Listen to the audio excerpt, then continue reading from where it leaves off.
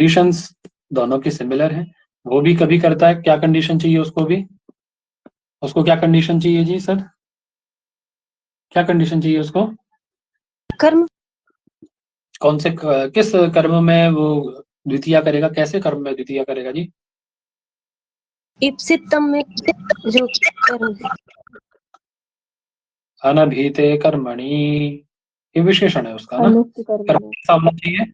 अनभिहित होना चाहिए, अभिहित नहीं होना चाहिए। यही उसका एक वो है ना, एक शर्त है ना उसकी है। मैंने बार बार कहता हूँ, देखिए जी सर। सूत्रों की अपनी कुछ शर्तें होती है, ठीक है। सूत्रों की अपनी कुछ शर्तें होती हैं, यदि उन शर्तों को हम, उस क्राइटेरिया को यदि हम क्रॉस करते हैं और उसमें सिमिलर बैठते हैं, उसमें यदि हम उस सूत्र को संतुष्ट कर देते हैं, सेटिस्फाई कर देते हैं, तो वो सूत्र हमारे कार्य को कर देता है, अन्यथा वो नहीं करेगा।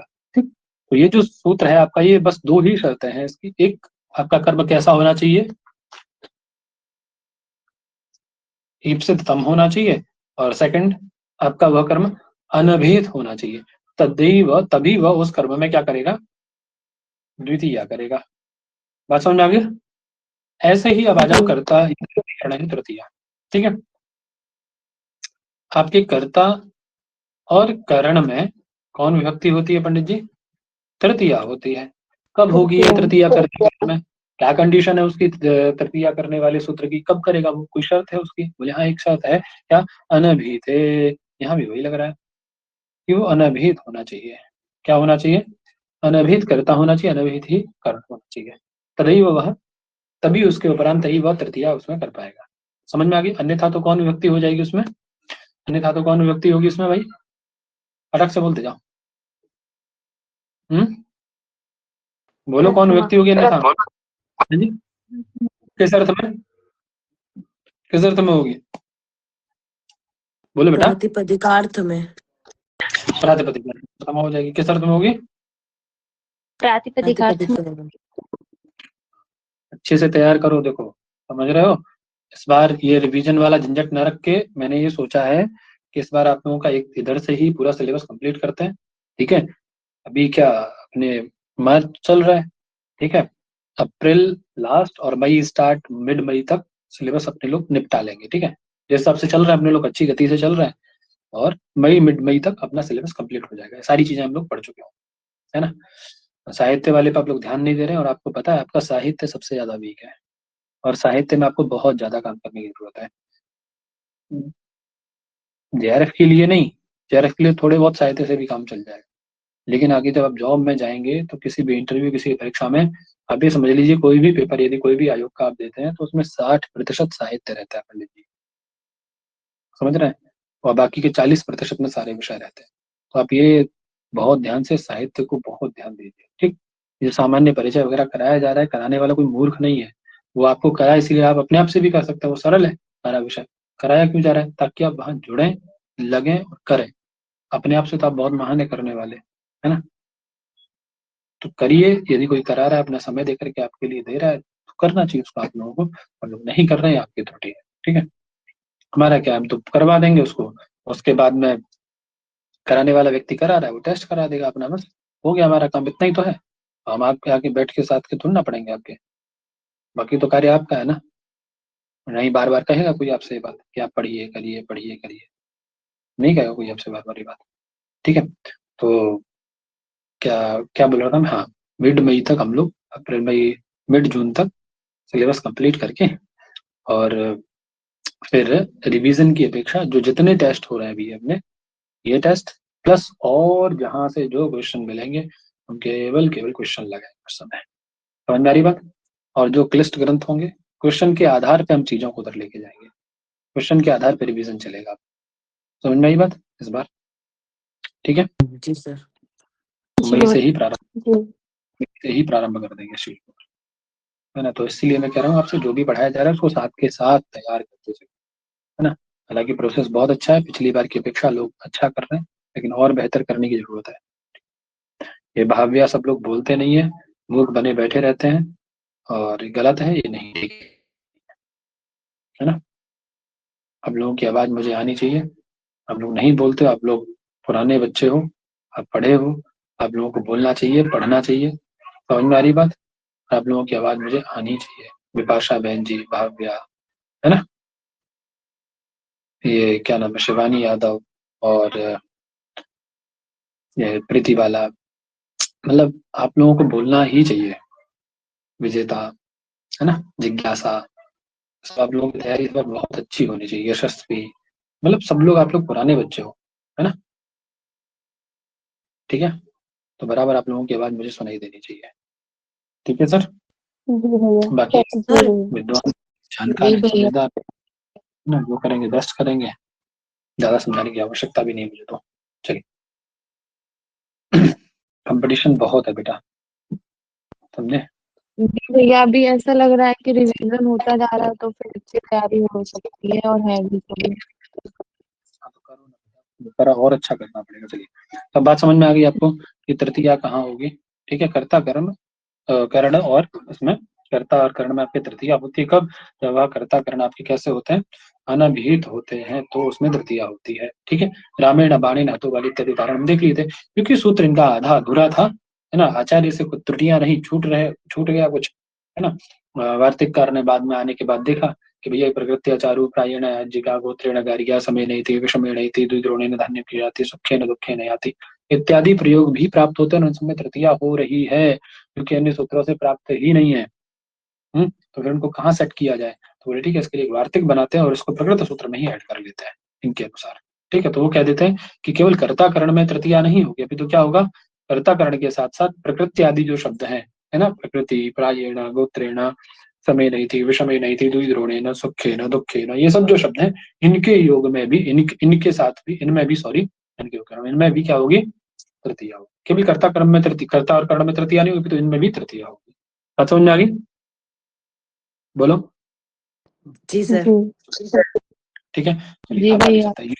क्या नहीं है, वास्तव में तृतीया विधान किया गया, जैसे कर्ता कर्ण में तृतीया कर रहे हो ना, वैसे इन शब्दों में भी आपको तृतीया करनी है। ठीक, आगे चलिए, दिवाह कर्मचा, अग्रिम सूत्र क्या है, दिवाह कर्मचा। किन धातु है, देव धातु। कौन धातु है, दिव धातु। देव धातु है। ठीक है, देवाधिकरण की, देव क्रीड़ा विजिगीषा व्यवहार द्वितीय स्तुति मोद मद स्वप्न कांति गतिषु। ठीक है ना। अब ये दिव धातु क्या आती है, क्रीड़ा करने अर्थ में, जीतने अर्थ में, व्यवहार करने अर्थ में, द्वितीय कांति अर्थ में, है ना, स्तुति करने अर्थ में, आनंद करने अर्थ में, स्वप्न करने अर्थ में, स्वप्न यानी स्वप्न देखने अर्थ में, कांति अर्थ में, गति अर्थ में, सब अर्थों में आती है। ठीक है, और एक विशेष अर्थ है इसका, कौन सा, क्रीड़ा में भी, जुआ खेलना। क्या है,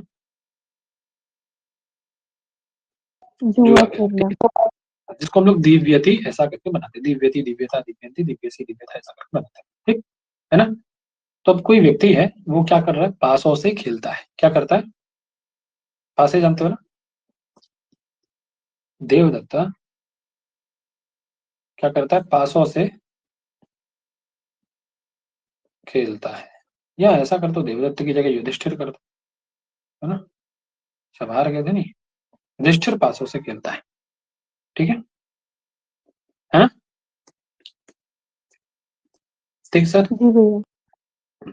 जी तो अब ये सर। देखिए, अब ये क्या कह रहा है, अब इनका सूत्रकार समझ लीजिए। पहले कह रहा है दिवाह कर्मचा, देव धातु का जो कर्म है, देव धातु का क्या है पंडित जी, देव कर्म धातु, देव है। धातु, देखिए समझिए ध्यान से, कर्म च अर्थात कर्म संज्ञा हो, च यानी कर्ण संज्ञा भी हो। देखते हैं क्या कह रहे हैं, किसकी कर्म संज्ञा कर रहा है और किसकी कर्ण संज्ञा कर रहा है। तो कह रहे देव धातु प्रयोगे यत् साधकतमं कारकम तत्कारकम कर्म संज्ञकम कर्ण संज्ञकं च भवति। देखिए, कह रहे देव धातु के लिए जो साधकतम कारक है, देव धातु की सिद्धि में जो अत्यंत साधकतम कारक है, कैसा कारक है पंडित जी देव धातु की सिद्धि में, साधकतम कारक। अतीव साधकतम कारक है, अर्थात जिसके बिना ये दिव्य धातु सिद्ध ही नहीं हो सकती। दिव्यति का मतलब जुआ खेलना है, क्या जुआ बिना पासों के खेला जा सकता है, बताओ, जुआ बिना पासों के खेला जा सकता है, नहीं सर। नहीं नहीं। खेल सकते। तो जुआ खेलने के लिए पासों की जरूरत है, तो साधकतम कारक कौन है दिव्य धातु का, हम्म पासे। बोलो, वही पास है आपके, जिनके द्वारा वो जुआ खेला जा रहा है, वही तो है, बोलो जी। बोलो। जी सर। ठीक है, तो वही कह रहे हैं, दिव धातु का जो साधकतम कारक है उस कारक की कर्म संज्ञा होती है और च कर्ण संज्ञम स्यात्, और कर्ण संज्ञा भी होती है, दोनों संज्ञा होती है, कर्म संज्ञा भी और कर्ण संज्ञा भी। ठीक, तो जब साधकतम कारक की कर्म संज्ञा होगी तो क्या बनेगा, एक पासा तो है नहीं, तीन चार होते हैं ना वो पासे, तो तीन चार पासे होते हैं, तो जी अक्षान दिव्यति है ना बहुवचन में, है ना। और जब कर्ण संज्ञा हो जाएगी तो अक्षय ही दिव्यति। ठीक है सर, बात समझ में आ गई? ठीक है जी जी। वही कह रहे हैं, देखिए यहाँ पे भी आपका कि दिव धातु का जो साधकतम कारक है उसकी कर्म संज्ञा होती है और कर्ण संज्ञा भी होती है। ठीक है, तो शकुनी या शैवलः, शैवल भी तो नाम है इनका, ये प्रश्न पूछा गया था, शैवल किसका पर्याय है? शैवलः, शैवल क्या करता है, शकुनी का नाम है दूसरा शैवल, है ना। शैवलः अक्षयी दिव्यति, अर्थात पासों से खेलता है। ठीक, शैवल क्या करता है, पासों से खेलता है। तो शैवल की जो शैवल जो दिव्यति कर रहा है अर्थात जुआ खेल रहा है, उसका माध्यम कौन है, किसके द्वारा खेल रहा है शैवल जुआ? पासे के द्वारा। पासे के द्वारा। तो पासों की क्या हो जाएगी मेरे बच्चा, हो जाएगी पासों की मेरे बच्चा, कर्म बोलो, है ना। एक बार कर्म संज्ञा, जो इप्सितम कारक जो साधकतम कारक है, सॉरी, है ना, उसकी एक बार कर्म संज्ञा होगी और दूसरी बार कर्ण संज्ञा हो जाएगी। ठीक है, जब कर्म संज्ञा होगी तो अक्षय अक्षांति दिव्यति, और जब कर्ण संज्ञा होगी तो अक्षय ही दिव्यति। ठीक है, बनेगी, बन जाएंगे दोनों प्रयोग, आ गया। दिक्कत नहीं। नहीं सर। आगे कह रहे अपवर्गीय तृतीया, अग्रिम सूत्र क्या है, अपवर्गे अपवर्गे तृतीया। अपवर्गीय तृतीया। अब ये अपवर्ग में तृतीया होती है, क्या होती है जी अपवर्ग में, तृतीया। अपवर्ग में तृतीया होती है। ठीक है, अपवर्गो नाम, अपवर्गो नाम फल प्राप्ति। फल प्राप्ति। फलप्राप्ति, फलप्राप्ति, अपवर्गो नाम फल प्राप्ति, है ना। वही कह रहे हैं, क्या कह रहे हैं, देखिए कह रहे हैं, याद रखना ये सब शब्द पूछे जाते हैं। अपवर्ग तृतीया में अपवर्ग शब्द का अर्थ क्या है, तो अपवर्ग शब्द का अर्थ क्या है, फल प्राप्ति। अवाप्ति प्राप्ति एक ही बात है, कोई अलग नहीं है, अवाप्ति कह लो चाहे प्राप्ति कह लो, है ना।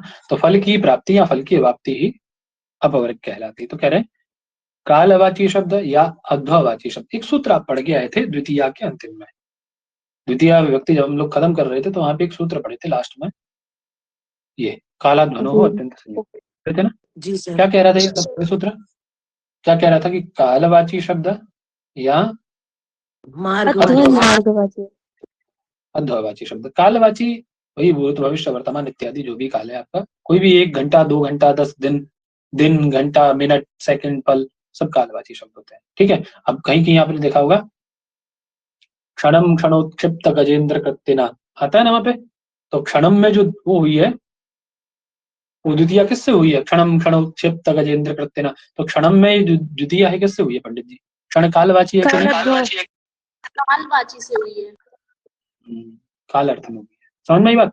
तो वही है, कालवाची शब्द में कुछ भी हो सकता है, क्षण मिनट घंटा पल दिन साल महीने वर्ष संवत्सर, कुछ भी आ सकता है उसमें, कालवाची कोई भी शब्द हो सकता है। ठीक है ना, तो समय को द्योतित करता हो, ठीक, मिनट से लेके 1000 करोड़ वर्ष तक। ठीक, उसके बाद आता है अधोवाची, अधोवाची मतलब मार्गवाची शब्द, है ना।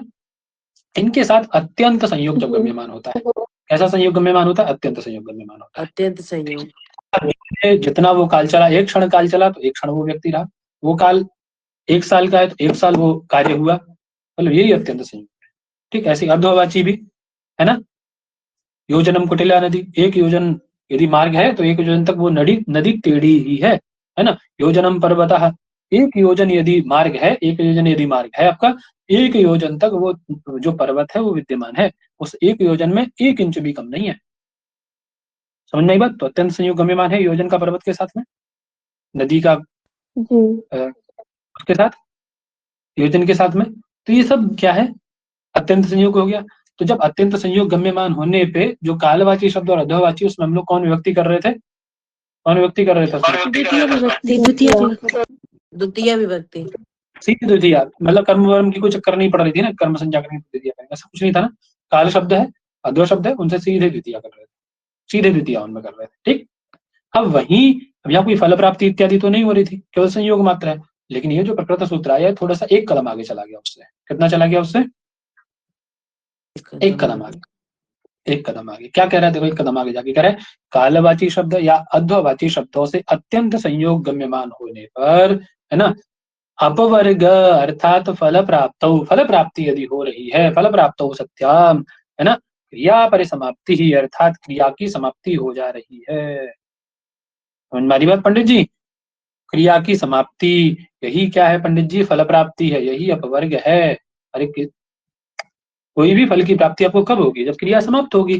क्रिया के मध्य में हो जाती है फल की प्राप्ति, बताओ। क्रिया समाप्त करते हो तब ना फल की प्राप्ति होती है। आप एक वर्ष पढ़े, परीक्षा के लिए पढ़े, परीक्षा हुई, आपका JRF हुआ, आपने पढ़ना बंद किया तो आपको फल प्राप्ति हुई ना। आपने जितना पढ़ा उतना फल मिला ना आपको। अभी जरूरी थोड़ी ना कि आपको JRF मिल जाए, और जितना पढ़ा उसका फल मिला ना, उतने क्वेश्चन आप करके आए ना जी, ना, बस उतना ही तो है, उसी को अपवर्ग का है।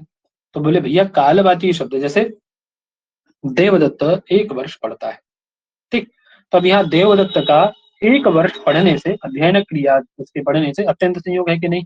वो एक दिन भी छुट्टी नहीं करता है बीच में, 365 365 इंटू 7 पढ़ता ही है वो बस केवल, है ना। समझ रही बात? एक भी दिन उसने छुट्टी नहीं की, चाहे वो 1 घंटे पढ़ा, चाहे वो 10 घंटे पढ़ा, लेकिन पढ़ा जरूर पढ़ते है ना। तो अत्यंत संयोग गम्यमान है उसका वर्ष के साथ, 365 दिन के साथ में, है कि नहीं। अब अवाप्ति क्या हुई उसकी कि उसने पढ़ करके अपना एक चैप्टर यानी एक विषय को उसने मजबूत कर लिया। ठीक है, जैसे इतना तो ये जो देवदत्त वर्ष भर पढ़ता है, तो ये तो आपका सामान्य कालवाची शब्द के साथ आपकी क्रिया गम्यमान है, आप द्वितीय करें, खत्म बात। ठीक, लेकिन फल प्राप्ति तो हुई नहीं यहाँ पे। पढ़ा उसने, क्या हुआ उसका? कुछ काम खत्म हुआ? नहीं हुआ। अब उसका दूसरा वाक्य क्या बन जाता है? दूसरा वाक्य बन जाता है कि देवदत्त वर्ष भर व्याकरण पढ़ता है। अब एक वर्ष जब उसने व्याकरण पढ़ा तो उसके 1-2 ग्रंथ पूरे हो गए भाई साहब, है ना। उसका व्याकरण विषय लगभग पूरा हुआ है। एक मास उस अनुवाक पढ़ा उसने, वो अनुवाक पूरा हो गया। कोई वेद पढ़ा, वो वेद पूरा हो गया। कोई विषय, कोई भी ग्रंथ पढ़ा उसने, वो पूरा हो गया उसका 1 वर्ष। तो ये फल प्राप्ति हुई ना कि उसका व्याकरण पूरा हुआ। ये फल प्राप्ति है ना उसकी, या समाप्ति अध्ययन किया जिसके लिए वो शुरू की उसने, बस वही तो है, यही तो फल प्राप्ति है। इस कंडीशन में जो आपका कालवाची शब्द है, अध्ववाची शब्द है, उससे कौन व्यक्ति होती है पंडित जी? उससे कौन व्यक्ति होती है?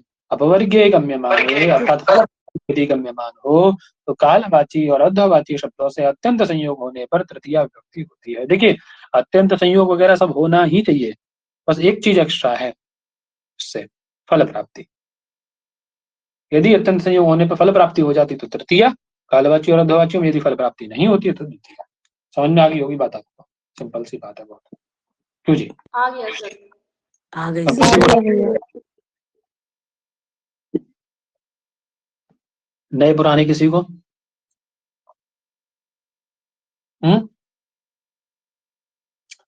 बोलो भाई साहब, है किसी को डाउट? नहीं है, चलो। तो वही कह रहे अपवर्ग नाम फल प्राप्ति, तस्याम द्योत्यायाम, उस फल प्राप्ति को द्योतित करने के लिए काल अध्वनो हो, कालवाची शब्द और अध्ववाची शब्दों से अत्यंत संयोग होने पर तृतीया से तृतीया विभक्ति हो जाती है। कब? बोले फल प्राप्ति यदि हो रही है, अपवर्ग है यदि, तो जैसे अन्हा क्रोशेन वा अनुवाको धीतः देवदत्त देवदत्तेन देवदत्तेन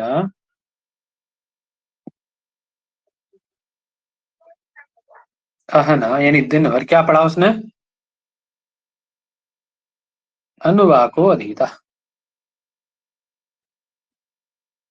ठीक है, अनुवाक को पढ़ा। बात समझ आ गई भाई? आवाज आ रही मेरी? आ रही है सर। जी भैया आ रही है। हम अधीता कैसा है? कौन कोई प्रत्यय लगाया अधीता में?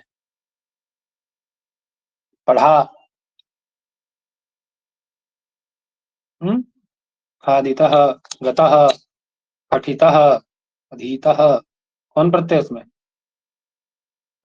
भूतकाल अर्थ में गतः प्रत्यय है। कौन प्रत्यय है? किस अर्थ में होता है? किस में आता है? कृत में आता है ना। कृत प्रत्यय में आता है, आता है ना कृदंत में? जी जी भाई।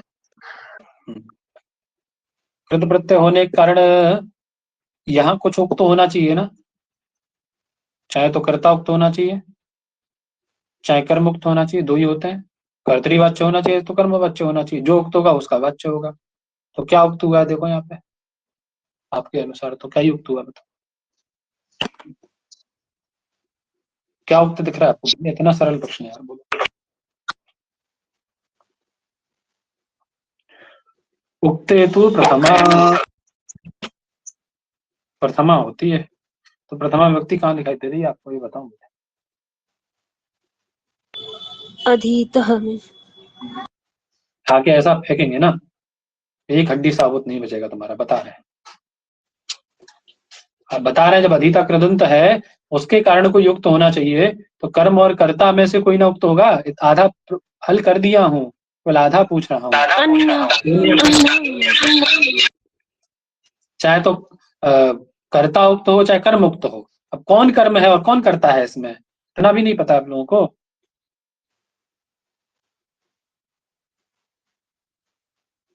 देवदत्तन कर्ता अन्ना। अरे यार,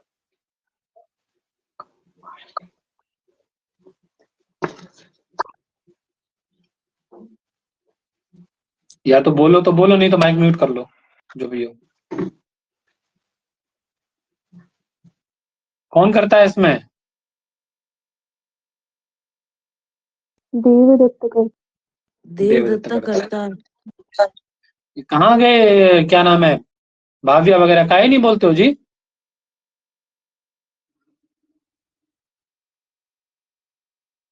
देवदत्त क्या है, करता है।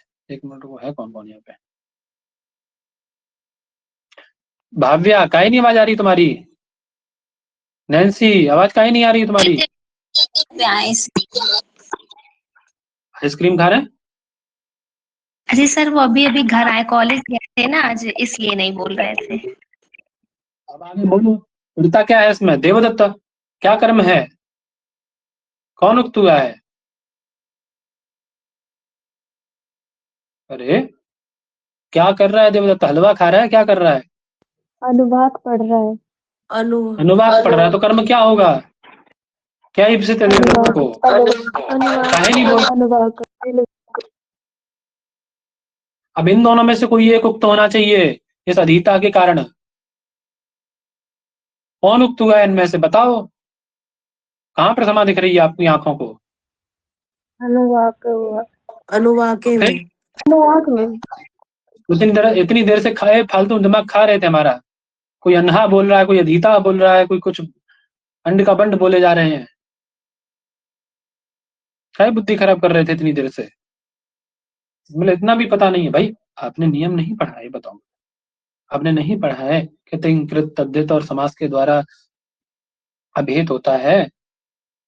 10 बार गा के बताए हैं इसको, अभी थोड़ी देर पहले शुरू होने से पहले बताया था कि तिंकृत तद्धित और समास के द्वारा उक्त अनुक्त की चर्चा आती है, अभेद अनभित होते हैं। जो अभेद होता है उसमें खुद प्रथमा होती है, आप लोग बोले थे प्रातिपदिकार्थ में, नहीं बोले थे सृष्टि बहन जी? बोले थे सर। तो कृत के द्वारा ये अधीतः कृदंत है कि नहीं? तब कृदंत है तो कोई किसी को तो उक्त करेगा ना ये, चाहे तो कर्ता को चाहे कर्म को। किसको उक्त किया है? कर्म को। काहे नहीं बोले थे? क्योंकि देवदत्त में तो तृतीया दिख रही है भाई, वो उक्त है ही नहीं। चलो, बात समझ में आ गई? ठीक। तो अब देखिए उसको क्या हो रहा है कि वो दिन भर अनुवाक पढ़ता है और उसका अनुवाक क्या हो जाता है, पंडित जी, फिनिश हो जाता है। तो फल प्राप्ति हो रही है कि नहीं हो रही है, कि उसकी क्रिया अधीतः, मतलब क्रिया समाप्त हुई कि नहीं? क्रिया समाप्ति दिख रही है ना, पढ़ा। बताओ, क्रिया समाप्ति दिख रही है, तो फल प्राप्ति हो गई ना। तब कौन विभक्ति होनी चाहिए इसमें, आपके इसमें कालवाची शब्द में? तृतीया होनी चाहिए सर। यही तो वो कह रहा है बेटा, वही तो सूत्र बस कह रहा है ना। देवदत्तेन में आपने कर्तरीकरण से तृतीया कर ली, पहले कर्तरी संज्ञा की है देवदत्त की, फिर कर्तरीकरण तृतीया से तृतीया देवदत्त में कर ली। अनुवाकः आपका उक्त होने के कारण प्रातिपदिकार्थ में प्रथमा हो गई, है ना। अब बचा अनहा। अनहा में कौन विभक्ति होनी चाहिए? दो ऑप्शन है आपके पास, कालाध्वनो संयोग से या तो द्वितीया कर लो या अपवर्ग तृतीया से तृतीया करो। तो आपने कहा कि भैया कालाध्वनो संयोग के तब द्वितीया करता है जब उसमें फल प्राप्ति ना हुई हो, लेकिन हमारा तो अनुवाक यहाँ पढ़ा हमने, यानी पूरा हुआ, भूतकाल है, क्रिया समाप्ति हो गई अर्थात फल प्राप्ति हुई है। तो अनहा में कालाध्वनो तो किसी अवकाश से नहीं लगेगा। कौन लगेगा फिर अनहा में? कौन सूत्र लगेगा? तृतीया, कौन सूत्र लगेगा? अपवर्गे तृतीया से। अपवर्गे तृतीया से तृतीया हो जाएगी, क्योंकि फल प्राप्ति हुई है। समझ में आ गया? अब नहीं आया? बताओ।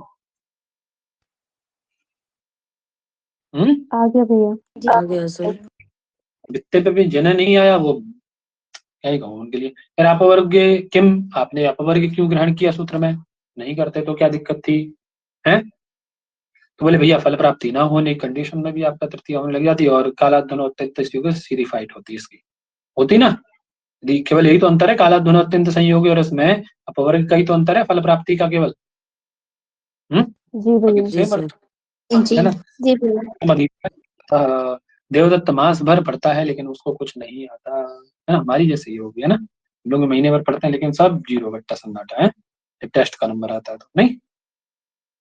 मासम अधीते नायातः, मास भर पढ़ता है लेकिन कुछ नहीं आता, है ना। क्यों जी? तो यहाँ देखिए कालवाची शब्द कौन है? बोलो। मास। मास। तृतीया नहीं हुई ना, द्वितीया हुई है ना। देखो मासम जी। किस सूत्र से हुई है द्वितीया? कालाध्वनो से। कालाध्वनो अत्यंत संयोग। मासम सही है, समझ में आ गया ना सबको? जी सर। क्योंकि यहाँ पर फल की प्राप्ति नहीं हुई ना, इसलिए उससे हुआ है। यहाँ पे फल प्राप्ति नहीं हुई क्योंकि देखो नहीं यहाँ तो हुई उसका है। अनुवाद यदि पढ़ा उसने, अनुवाद पूरा किया। अब जैसे आप लोग पढ़ने बैठे, आपने सोचा भैया आज कारक पूरा रिवीजन लगाएंगे, है ना। आपने सोचा समासक पूरा रिवीजन लगाएंगे, 10 रूपक पूरा रिवीजन लगाएंगे। आप बैठे और आपने कर लिया, वो 2-3 घंटे लगातार कंटिन्यू फोन ऑफ करके बैठ गए अपना, और 2-3 घंटे बोले किसी का फोन कुछ नहीं, फ्लाइट मोड लगाए, स्विच ऑफ करके बैठ गए और पढ़े दबा दबा के एकदम बढ़िया से, और आपने पूरा रिवीजन एकदम कर डाला उसका, है 10 रूपक का या किसी भी एक ग्रंथ का। तो आपको फल प्राप्ति हुई ना, वो आपका क्रिया समाप्ति हुई जिसको करने बैठे थे आप, जी सर। जी। है ना। यहाँ उसको कुछ नहीं आया, आया ही नहीं, उसको कर ही नहीं पाया वो पूरा उसको, है ना। चलिए क्या सहयुक्ते अप्रधाने, अग्रिम सूत्र क्या बेटा? सहयुक्ते अप्रधाने। प्रधाने। समझ में आ रहा है ना सबको? आ रहा है भैया। जी भैया। सहयुक्ते अप्रधाने। अब क्या है?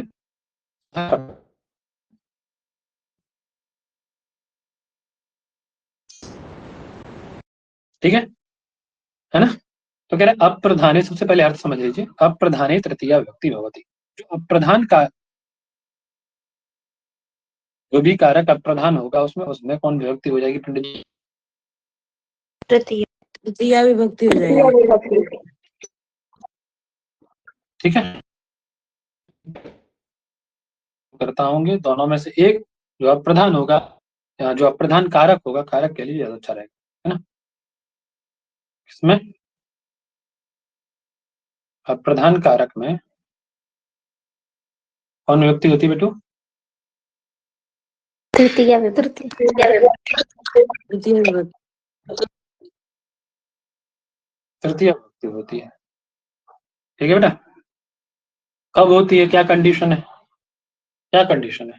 बोले सहयुक्त, जब किसका साथ हो, किसके साथ ही योग हो? सह के साथ। सह के। सह का योग हो। ठीक है, सह के साथ योग होने पर जो अप्रधान कारक है उसमें कौन विभक्ति होती है? तृतीया बोलो। तृतीया विभक्ति होती है। ठीक है,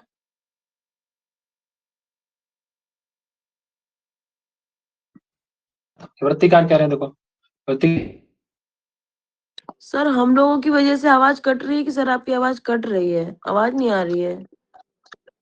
हमें भी कट रही है। मेरी आवाज सब भैया आपकी आवाज कट रही है। जी भैया आपकी आवाज कट जा रही।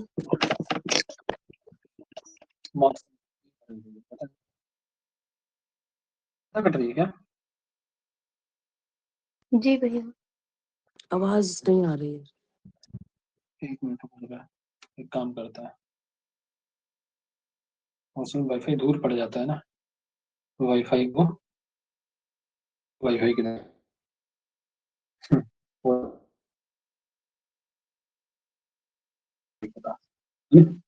नेटवर्क को खींच के लाते हैं यहाँ तक। एक मिनट रुको। तो क्या कह रहे हैं, सहयुक्त अप्रधाने तृतीया, ठीक। तो कह रहे, बात समझ में आ गई कि सह के योग में, सह का जब योग हो किसके साथ में, किसके साथ में पंडित जी, सह के योग में किसमें अप्रधान। बदलाव आएगा, प्रधान में।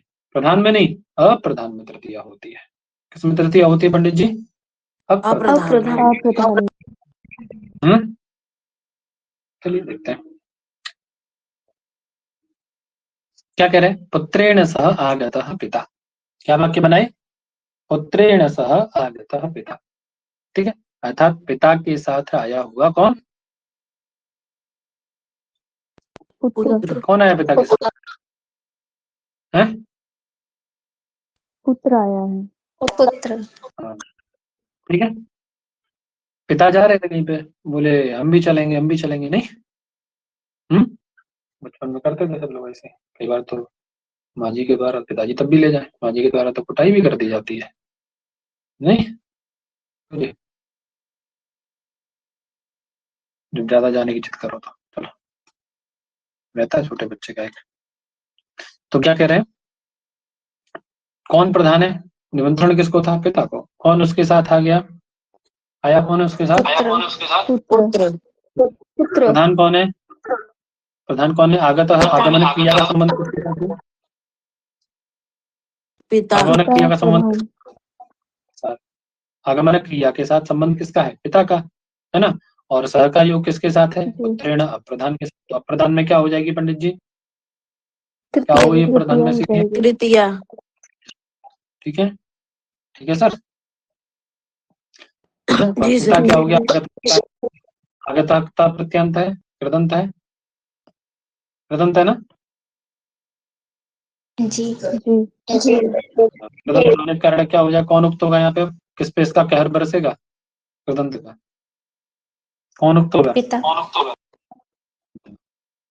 है ना।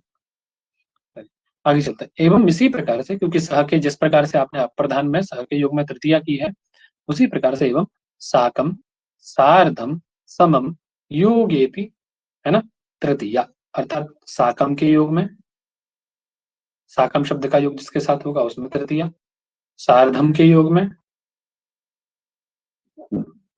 समम के योग में, इन सब के योग में कौन विभक्ति होती है पंडित जी, तृतीय विभक्ति। तृतीया विभक्ति। तृतीया। साकम का, हा का जो अर्थ है ना सात, वही अर्थ साकम सार्धम का है, ठीक है ना।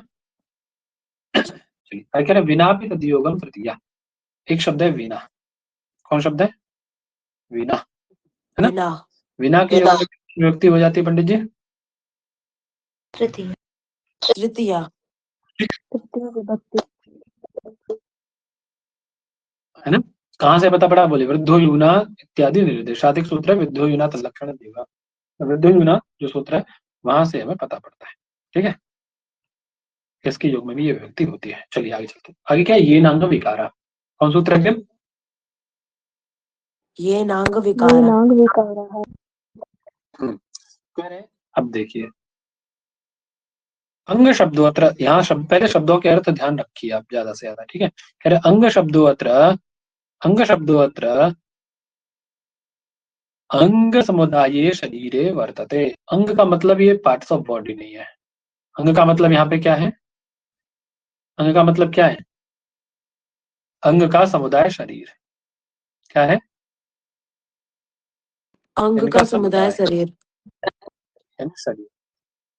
वैसे नॉर्मली हम लोग अंग से क्या लेते हैं, एक अंग विशेष लेते हैं, है कि नहीं, अंग विशेष लेते हैं, लेकिन ये अंगों का समुदाय यानी शरीर को लिया गया अंग से। समझ में आ गई बात, ठीक है। कोई पूछे तो ध्यान रखना, जी। ये अंग विकारा में अंग का मतलब क्या है, ठीक है सर।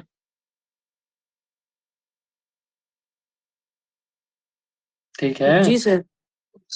जी भैया। कह रहे ये जी ना, भैया। जिस अंग के द्वारा विकृत है ना, विकृत व्यक्ति जिसके अंग में विकार है, जैसे कोई पंगु है ना, कोई हाथ से गड़बड़ है, किसी का हाथ नहीं आ रहा है ना, या किसी का पैर नहीं है, कुछ मतलब समस्या ऐसी है कोई भी, है ना, तो अंग से विकृत हो गया ना वो व्यक्ति, एक आंख नहीं है किसी की, है ना, एक आंख गड़बड़ है, एक कान गड़बड़ है, कान से सुनता नहीं है ना, ऐसा यदि कोई भी है, या सिर से गंजा है, सिर पे बाल नहीं आते, ये भी तो अंग में विकार ही है ना, एक विकृति है ना, ये बाल आना वगैरह है। जी सर। तो कह रहे ये ना, जिस अंग के द्वारा विकृत का, है ना, उस विकृत व्यक्ति का यानी अंगी का विकार लक्षित है, विकार परिलक्षित होता है, जिस अंग से हो रहा है। जैसे यज्ञदत्तः पादेन खंजः, यज्ञदत्त क्या है, पैर से खंज है, यानी पैर से पंगु है, ठीक है ना, पैर से क्या है पंडित जी, पंगु है।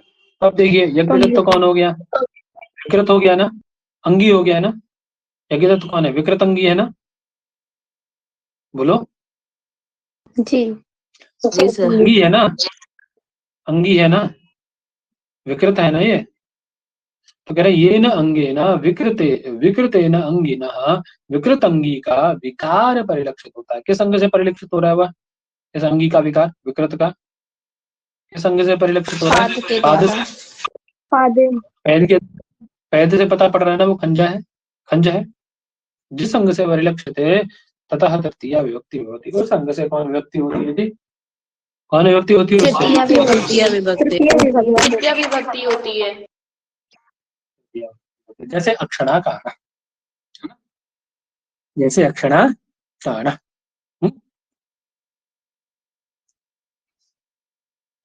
ठीक है।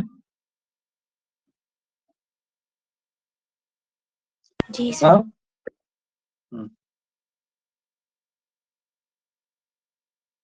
सुरेंद्रः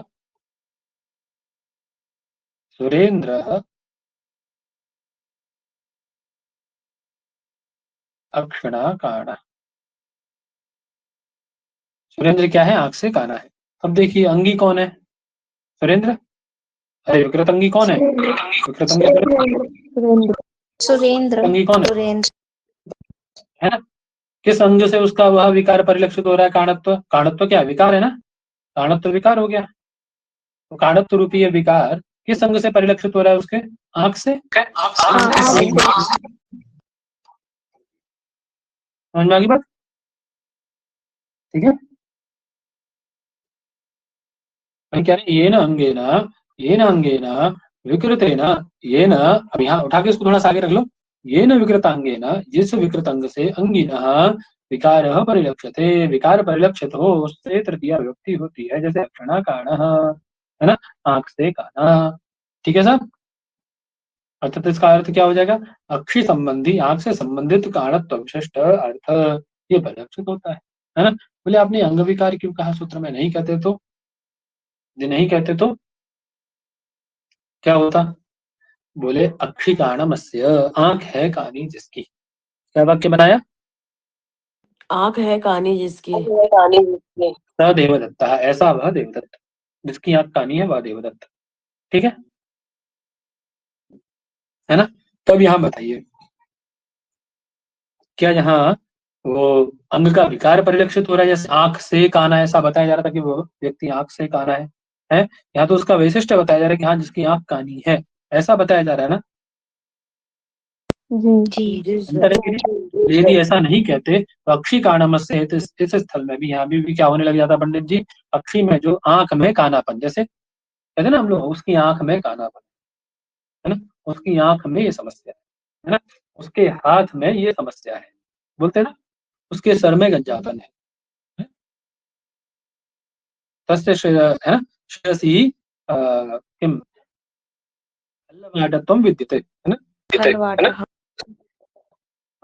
तो शिरसि खल्लवाटत्वं विद्यते, सिर में खल्लवाटत्व विद्यमान है। तो जहाँ रोग को बताया जा रहा है ना, वहां पे भी ये तृतीया होने लग जाती है, रोग को देते दिए तो रोग बताया जा रहा है ना कि उसकी आंख में कानापन, काणत्व विशिष्ट रोग है ना, है कि नहीं। तो ऐसे कंडीशन में भी क्या होने लग जाती है पंडित जी, उसमें भी तृतीया होने लग जाती है, क्योंकि हमें विष्ट नहीं थी बातों में, फिर क्या अधिकरण वो है ना, कारणत्व का आश्रय है ना अक्षी, रोग है वो उसका है, तो वहां तो अक्षी हमें बनाना था, वो न बन करके अक्षणा ऐसा अनिष्ट रूप बनने लग गया। ठीक है सर, इसीलिए हमने उसमें अंग विकार को रखा है। क्लियर है कि नहीं? क्लियर है भैया। सर। सभी विद्वानों को? जी सर। जी भैया। चले आगे, आज्ञा हो तो। जी। कह रहे इत्थम भूत लक्षण है, अग्रिम सूत्र क्या है? इत्थम भूत लक्षण है। इत्थम भूत लक्षण है ना। कह रहे कमचित प्रकारम प्राप्तस्य लक्षणे तृतीया स्यात्। अब देखिए, एक विषय होता है सामान्य, जैसे सपोज आप किसी व्यक्ति को पहचानते हैं उसके नाम से, उसके कार्य से, या उसके व्यवहार से। ऐसे तो पहचानते हैं ना हम लोग, या तो किसी को नाम से जानते हैं, बहुत हमारा जिससे हम ज्यादा मिल लिए हो तो उसको नाम से जानते हैं कि हाँ वो व्यक्ति है, ठीक है वो नाम के व्यक्ति हैं, हाँ ठीक है जानते हैं उनको, है ना। एक उनके कार्य से जानते हैं कि भैया देखो वो व्यक्ति हैं, पढ़ाते हैं वहाँ पे, बोले अच्छा हाँ उनका नाम ये है, हम जानते हैं, है ना, ये कार्य से जाना जाता है। एक उनके व्यवहार यानी उनके लक्षण यानी उनके कर्मों से जाना जाता है। अमुक व्यक्ति है जो एकदम बढ़िया धोती कुर्ता पहन के रहते हैं, चकाचक एकदम बढ़िया। या अमुक व्यक्ति हैं जो एकदम बड़े बड़े जटाए रखाए हुए हैं और गेरुआ वस्त्र पहन के रहते हैं, सन्यासी जैसे लगते हैं। बोले अमुक व्यक्ति है एकदम सुगठित शरीर वाला है, शरीर से ऐसा लगता है विद्यार्थी नहीं वो पहलवान है। तो किसी को हम लोग उसके लक्षणों से, उसके गुणों से जानते हैं, है ना। गुण भी किसी की संज्ञा या किसी का ज्ञापक हो सकता है ना, क्यों जी? होता ही है, नहीं होता है? होता है सर। तो कह रहे हैं इत्थम भूत का मतलब क्या, पहले कह रहे हैं किंचित प्रकारम प्राप्त, मतलब कुछ प्रकार, जहां पर कुछ प्रकार यानी विशेषण, प्रकार मतलब विशेषण। विशेषण, कुछ विशेषण जहां पर प्राप्त हो उसको हम लोग इत्थम भूत कहते हैं कि वो ऐसा है ना। तस्य लक्षणम इत्थम भूतम, उसका लक्षण इत्थम भूत लक्षण हो जाता है। उस इत्थम भूत लक्षण अर्थात जहां से वो लक्षण द्योतित होता है ना, उस लक्षण के द्वारा जिसकी ज्ञात होती जानकारी होती है ना, तो उस द्योतित कराने वाले लक्षण विशेष में, उस विशेषण में उसकी कौन व्यक्ति हो जाती है, उस विशेषणवाची शब्द से तृतीया इत्थम भूताख्यान का। ठीक है, बात समझ में आ गई? जैसे छात्रेण उपाध्यायम, छात्र से तो क्या ही पता पड़ता है, छात्र है इनके पास, छात्र है तो उससे क्या पता पड़ रहा है, ये क्या है, उपाध्याय है। तो ये लक्षण है कि नहीं उनको उपाध्याय बताने का? शिखया है सर। शिखा से क्या पता पड़ रहा है, परिव्राजक। शिखा है इतनी बड़ी, उससे पता पड़ रहा है कि व्यक्ति क्या है, परिव्राजक है। तो शिखा एक लक्षण है कि नहीं? जी सर। उस परिव्राजक सर।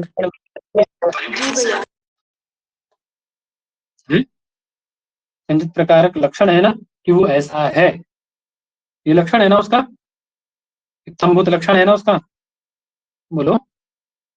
जी भैया। जी सर। जगत को है ना, तो उस लक्षणवाची शब्द से कौन व्यक्ति हो जाती है जी, कौन व्यक्ति होती है? तृतीय विभक्ति। तृतीया विभक्ति हो जाती है। क्लियर है सर? जी सर। जी भैया। जटा, जटाओं से तो क्या पता पड़ रहा है, तापसी है।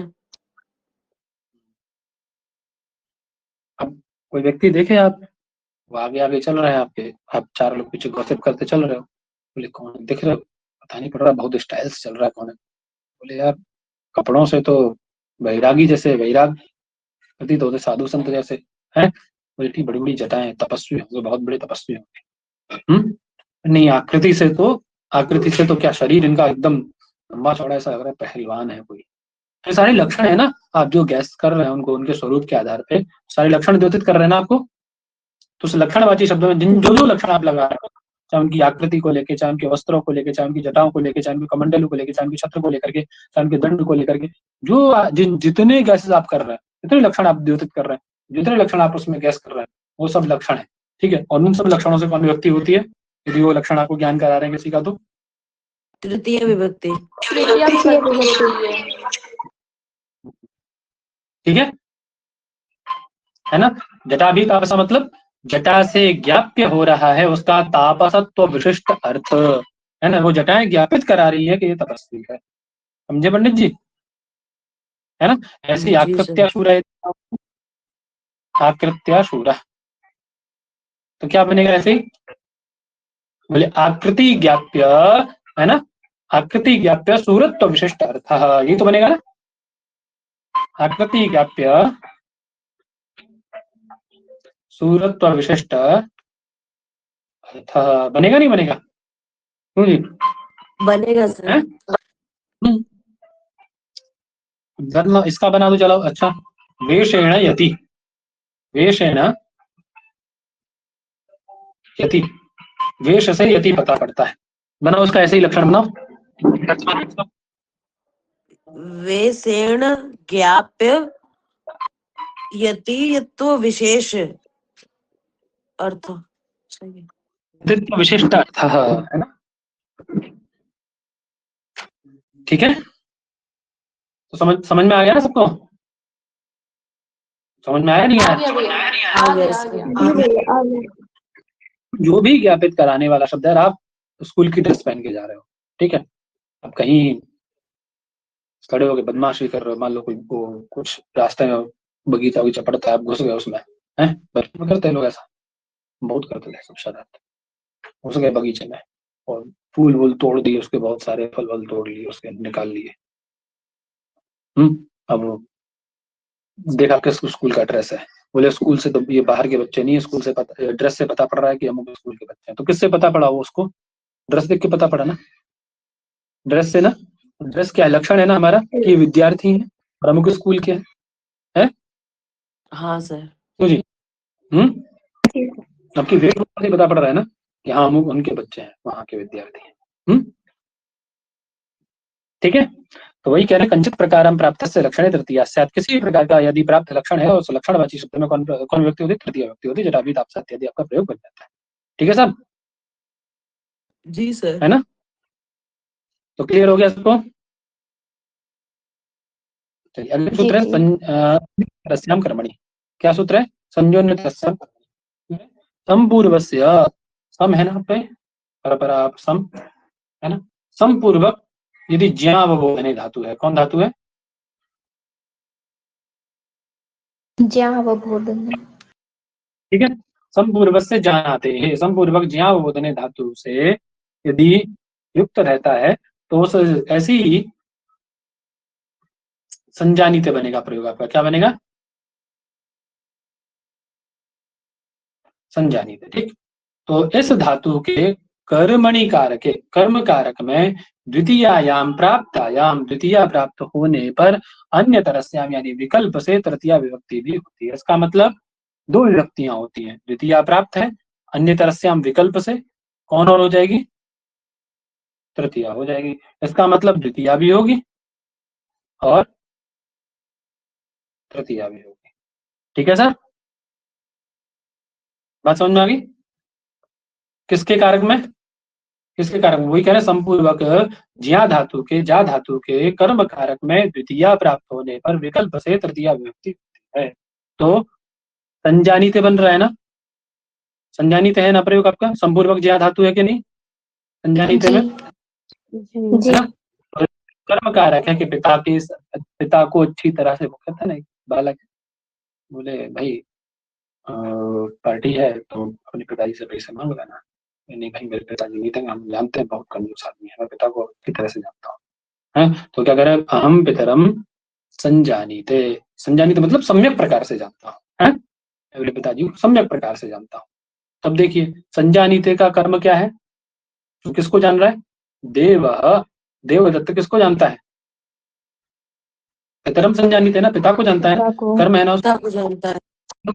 उसके लिए तो उस कर्म कारक में द्वितीयायाम प्राप्तायाम, द्वितीया प्राप्त होगी और विकल्प से तृतीया नहीं, तो द्वितीया हो जाएगी तो पितरम, और जब नहीं होगी तो तृतीया होगी तो पितरा। ठीक है साहब, बात समझ में आ गई। तो दो जी सर।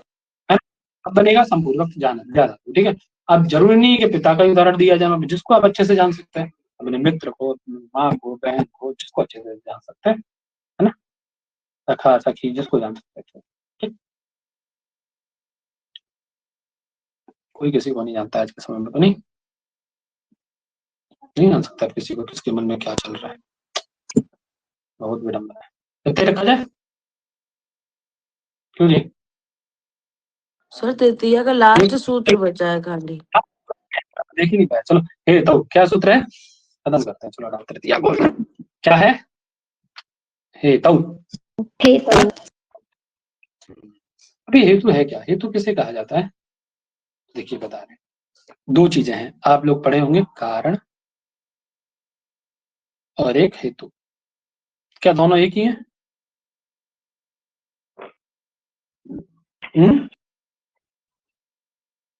बोलो, कारण और हेतु में अंतर है या एक ही है?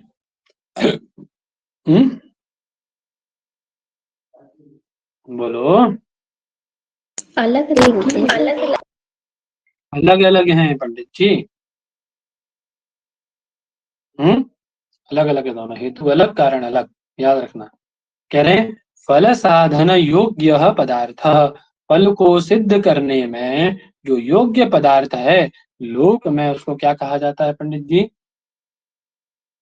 हेतु। हेतु। हेतु। फल साधन योग्य पदार्थ लोके किम कथ्यते? हेतु कथ्यते। हेतु कथ्यते। ठीक है, अरे उच्यते, कथ्यते, अगण्यते, निगद्यते, कुछ भी कह दो पंडित जी, विवेच्यते।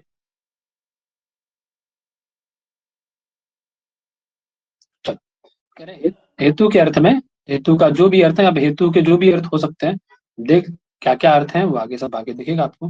हेतु के जो भी अर्थ हैं, अर्थ मतलब उसके सदृश अर्थ वाले जितने भी उसके पर्याय हैं, उन सब में तृतीया, उनके उन सब में कौन व्यक्ति होती है? तृतीया होती है। यदि हेतु शब्द प्रयोग हो रहा है, हेतु के अर्थ को द्योतित कर रहा है कोई शब्द, तो उसमें कौन व्यक्ति हो जाएगी पंडित जी? तृतीया विभक्ति। ठीक है, कह रहे हेतु है क्या, तो बता रहे, एक तो ऊपर बताया आपने, एक तो ऊपर काशिकाकार का मत पढ़ा आपने, क्या फल साधन योग्य पदार्थ लोक हेतु, है ना, फल साधन के योग्य पदार्थ लोक में हेतु कहा जाता है। अब यहाँ बता रहे, कह रहे द्रव्यादि साधारणम निर्व्यापार साधारण, क्या कह रहे हैं, बोल दो एक बार। द्रव्यादि साधारणम निर्व्यापार साधारणम। द्रव्यादि साधारणम निर्व्यापार साधारणम किम कथ्यते? हेतु। हेतु। कोई भी द्रव्य जो साधारण द्रव्य आपके कार्य की सिद्धि में सहायक है वो हमारा हेतु बनता है। ठीक है ना। लेकिन करणत्वम तु, लेकिन करण क्या होता है पंडित जी, ये अंतर है करण और हेतु में। करणत्वम तु क्रिया मात्र विषयम व्यापार नियतंच, है ना। करण केवल क्रिया मात्र का विषय होता है और निश्चित नियत होता है व्यापार। इसमें नियत होता है पंडित जी, बोलो। निश्चित नियत होता है। इसमें निश्चित नियत होता है, व्यापार में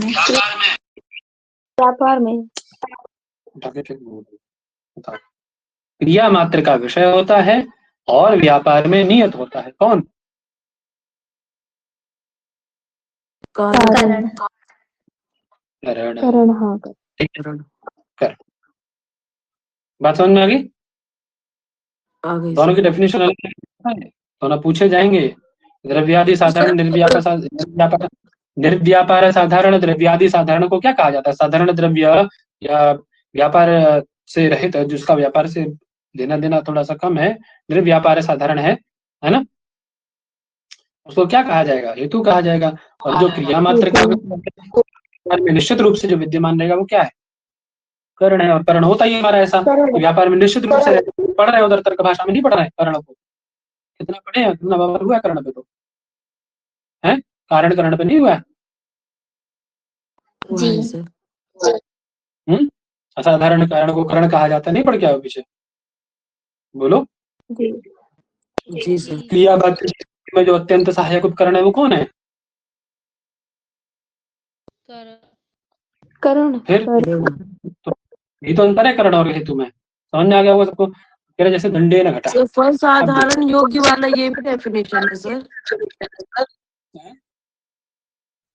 फल साधन योग्य पदार्थ वाली जो ये भी हेतु की डेफिनेशन है। ऊपर लिखी है ना, फल साधन योग्य पदार्थ, फल की सिद्धि में जो योग्य, अपने आप को योग्य मानता है, काम है, वो लोक में हेतु कहा जाता है। ये ज्यादा सरल है मुझे लग रहा है अपेक्षाकृत इसके, तो है ना। देखिए दंडे न घटा, अब घट के लिए अब अंतर अपने आप समझ जाओगे। अब देखो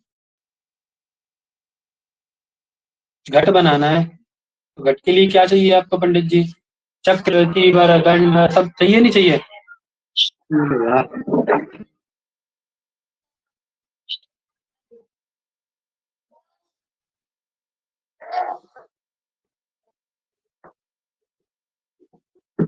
चाहिए कि नहीं चाहिए बताइए?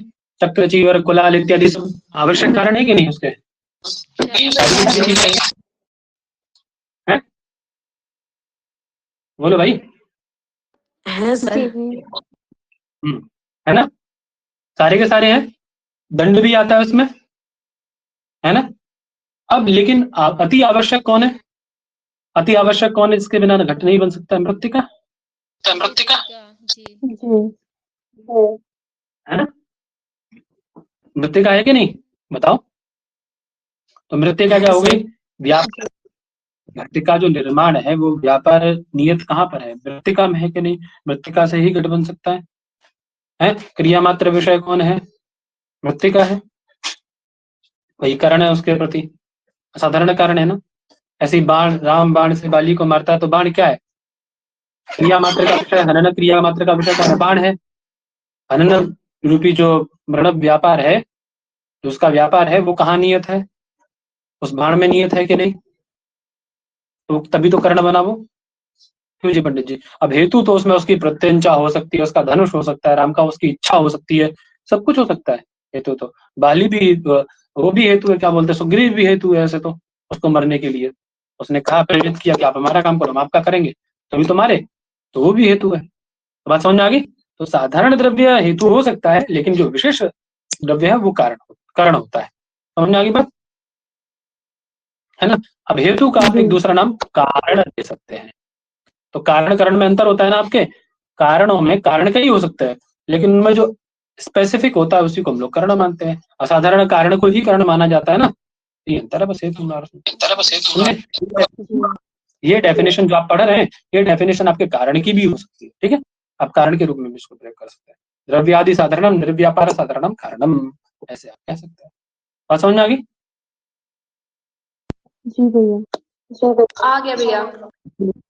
पुण्य न दृष्टो हरि, है ना, पुण्य न दृष्टो हरि। तो अब देखिए, हरि को देखने, आपने हरि को देखा, ये आपके पुण्यों से आप देख पाए। तो हरि को देखने में कौन कारण है? कौन हेतु है? चक्षु। पुण्य आपके ना। अरे पुण्य सर। पुण्य होगा। ये तक चर्म चक्षुओं से आप नहीं देख सकते उनको, आपके सामने भी आ जाएंगे तो कितने लोग देख पाए? नहीं देख पाए ना। विराट रूप दिखाए थे भगवान, गिने चुने लोगों ने देखा, कृपाचार्य ने, भीष्म ने, विदुर ने, सब नहीं देख पाए। कह रहे फलम अपि यह हेतु, यहाँ फल को भी हेतु बताया गया, ठीक है। फलम अपि यह हेतु, जैसे अध्ययन वसति। अब देखिए वसन क्रिया का हेतु क्या है? क्यों रह रहा है वो? अध्ययन के क्यों लिए। रह रहा है? अध्ययन के लिए। रहने का हेतु क्या है? अध्ययन। फल भी है ना यहाँ पे, उसको पढ़ाई करेगा तो उसको कुछ मिलेगा, ऐसा करके, है ना। तो फल भी हेतु रखा गया। ऐसे ही गम्य माना क्रिया कारक विभक्तो प्रयोजिका, जो अभी क्रिया नहीं हुई है, आगे होने वाली है, गम्य मानक क्रिया है, अभी नहीं हुई है, क्रिया गम्य मान है, ठीक है। तो गम्य मान क्रिया भी कारक विभक्ति में प्रयोजिका होती है, अर्थात उसका कारण बनती है। हम लोग पढ़े थे शुरुआत में, जब हम लोग कारक शुरू किए थे, क्रियान्वयी कारकम अथवा क्रियाजनकत्वम कारक। कारकत्व। पढ़े थे ना? जो क्रिया का जनक है वो जी कारक है, पढ़े थे। पढ़े थे ना। अर्थात क्रिया के साथ अन्वय होगा तभी कारक बनेगा आपका ये, है ना। तो वो कह रहे हैं वर्तमान में नहीं है, यदि वर्तमान में नहीं बन पा रहा है आपका वो क्रिया का जनक, या क्रिया से संबंधित संबंध नहीं स्थापित कर पा रहा है, वो आगे भी यदि कर लेता है तब भी वह कारक विभक्ति में आ जाता है, अर्थात उस कारक में विभक्ति आ जाएगी। बात समझ आ गई? जी सर। है ना। जी अभी की क्रिया से संबंध नहीं है, आगे होने वाली क्रिया से भी उसका संबंध यदि बैठ जाता है, गम्यमाने क्रिया से भी यदि उसका संबंध है तो तब भी वो कारक विभक्ति में प्रयोजक हो जाएगा। ठीक, जैसे अलम श्रमेण, श्रमेण साध्यम नास्ति, अर्थात कोई व्यक्ति कहता है आप बहुत मेहनत कर रहे हैं जीआरएफ के लिए, बहुत मेहनत कर रहे हैं, है ना। अब हम जैसा कोई आया बोले भैया आप देखो बहुत करो, अलम श्रमेण, बहुत मेहनत कर ली यार, 18 घंटे 20 घंटे पढ़ रहे हो, है 16 घंटे 18 घंटे पढ़ रहे हो, बहुत पर्याप्त श्रम हो गया। अब ये श्रम से मतलब कहने का मतलब क्या है मेरा, कि अब श्रम मत करो, अर्थात अब ये श्रम से नहीं दैव से साध्य है ना। तो यहाँ देखिए अलम श्रमेण में क्रिया दिखाई दे रही है आपको, बताओ दिखाई दे रही है?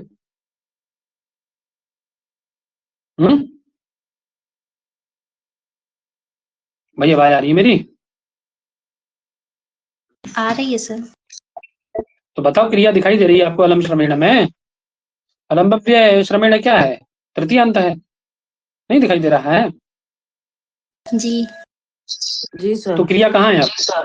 तो क्रिया भी है नहीं ना, साध्य क्रिया आगे ना अभी, है ना। अरे साधन क्रिया अभी इसमें बोली थोड़ी ना मैंने तो इतना बोला अलम श्रमेण, बहुत हुआ श्रम, अब नहीं जरूरत है इसकी। तो साध्य क्रिया यदि भी क्रिया उसमें है नहीं, तदपि तृतीया आ गई, तदपि तृतीया हुई ना, कारक विभक्ति आई ना, तो गम्यमान क्रिया है ना साध्य क्रिया, अभी बोली तो नहीं, वही करे साध्यम नास्ति अर्थ, इसका अर्थ है कि साध्य नहीं है। साधन क्रिया के प्रति श्रम करणम, श्रम करण है। आगे कहना शतेन शतेन वत्सान पायेति पया, है ना। अब शतेन शतेन में जो तृतीया हुई है वो कैसे हुई है? शतेन शतेन वत्सान पायेति पया में शतेन में जो हुई है वो परिच्छेद्य क्रिया है ना। शतेन शतेन वत्सान पयः पायेति, तो अभी क्रिया थी नहीं, वो आगे गम्यमान क्रिया को मान करके उन्होंने यहाँ शतेन शतेन में तृतीया हुई, है ना। अर्थात इनका कहने का मतलब ये कि क्या वर्तमान क्रिया ना होती हुई भी गम्यमान क्रिया को मान करके हम कारक विभक्तियों का प्रयोग करते हैं, वो कारक विभक्तियों में प्रयोजिका होती है। ठीक है, आगे वार्तिक आ जाता है आपका, कह रहे हैं अशिष्ट व्यवहारे दान प्रयोगे चतुर्थी अर्थ है तृतीया। इसके प्रयोग में पंडित जी अशिष्ट व्यवहार में दान धातु है, कौन धातु है? दान धातु। देने, ठीक। उसके प्रयोग में चतुर्थी विभक्ति के अर्थ में कौन विभक्ति हो जाती है? तृतीया। क्योंकि आप संप्रदान यानी प्रदान दान का जो विषय है वो कहाँ है? संप्रदान अर्थ में कौन विभक्ति होती है? चतुर्थी होती है। पढ़ते चतुर्थी पढ़ते हैं ना। लेकिन ये कह रहे हैं कि यदि वो दान अशिष्ट व्यवहार है, कैसा व्यवहार है? अशिष्ट व्यवहार से नहीं देता है, अनुचित आचरण के लिए धन दे रहा है, तो वहां क्या होगी? चतुर्थी न होकर के तृतीया होगी। ठीक है, जैसे दास्याम संयच्छते कामुक, कोई कामुक व्यक्ति है अपनी दासी को धन दे रहा है, तो स्वाभाविक सी बात है कि लोग उसके विषय में जानते हैं, उसके गली मोहल्ले के लोग भाई ये गंदा आदमी है, पर ये किसी को भी धन दे रहा है, इसका मतलब कोई ना कोई दूसरा चक्कर इनका है। आइडिया लगाते हैं ना। तो यद्यपि दान देना क्रिया जिसको दिया जाता है ना, अदम जो जिसको दान दिया जा रहा है उसमें चतुर्थी होती है, जैसे विप्राय धनम ददाती, चतुर्थी होती है। लेकिन यहाँ व्यवहार कैसा है? शिष्ट नहीं है ना। वो व्यक्ति कामुक है और किसी अति क्रीड़ा या काम क्रीड़ा इत्यादि के लिए उसको धन दे रहा है ना, अनुचित कार्य को करने के लिए धन दे रहा है उसको, तो इसका मतलब व्यवहार शिष्ट तो नहीं, अशिष्ट व्यवहार परिलक्षित होता है। ऐसी कंडीशन में कौन विभक्ति हो जाएगी उससे? चतुर्थी की जगह पे कौन विभक्ति होगी भाई साहब? कौन विभक्ति होगी भाई साहब? तृतीया विभक्ति होगी। ठीक है, कह रहे धर्म में तो भार्या ही समयच्छति। ठीक है, अब यहाँ देखो अपनी पत्नी को धन देता है, तो पत्नी को धन तो गंदगी किसी कार्य के तो नहीं देगा ना, नहीं देगा ना, गंदे कार्य के लिए नहीं देगा। तो भार्य आई तो यहाँ देखिए चतुर्थी हो गई। ठीक है, क्लियर हो गया होगा।